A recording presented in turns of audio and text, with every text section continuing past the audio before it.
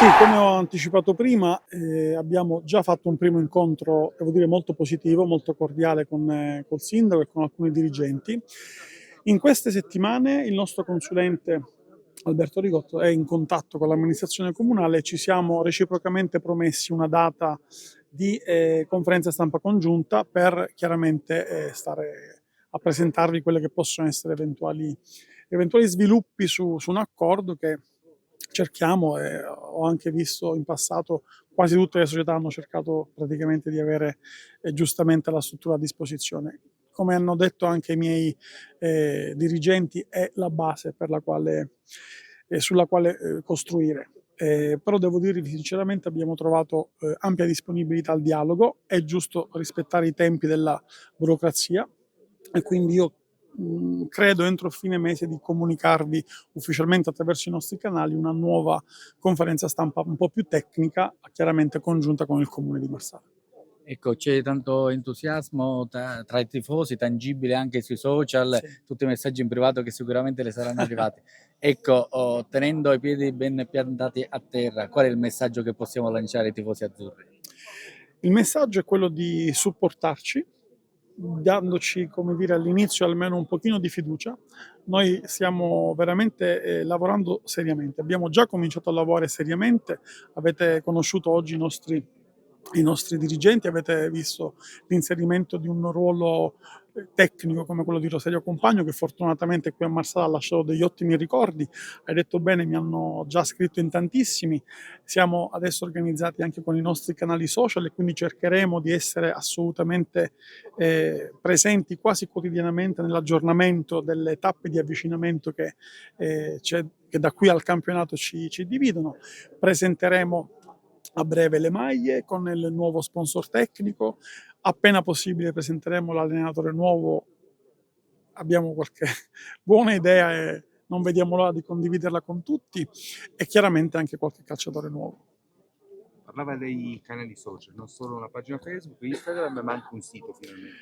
Anche un sito, ne approfitto per ringraziare Marco Giacalone della Marco Media che è il nostro nuovo technology partner, così si dice, quelli bravi dicono così.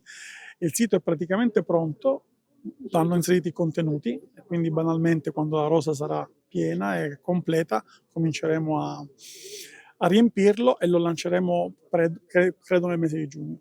Partirete di nuovo dalla rosa della scorsa stagione?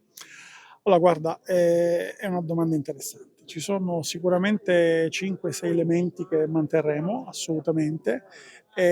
Come dicevo prima, è giusto che di calcio ne parli, ne discuta chi è più, chi fa del calcio la propria professione. Quindi è corretto allargare anche alla figura del nuovo allenatore, quando arriverà, la scelta di chi mantenere e chi no. Perché chiaramente arriveranno anche altri calciatori e quindi non ti so dire con certezza oggi, ma diciamo 5-6 unità dovrebbero rimanere.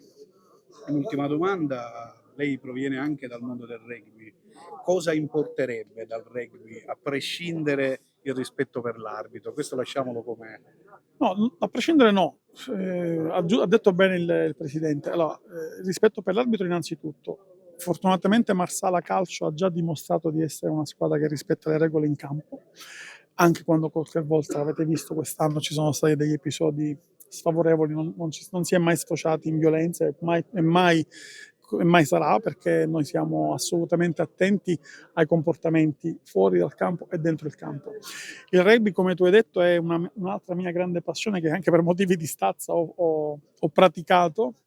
Eh, il rispetto verso l'arbitro, ma anche il rispetto per l'avversario.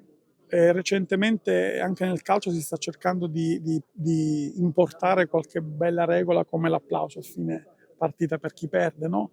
E proveremo nel nostro piccolo a cominciare dal settore giovanile come dire, a divulgare determinate regole di buona condotta e anche di buon vicinato, perché poco fa parlavamo anche di Trapani, no? Siamo vicini.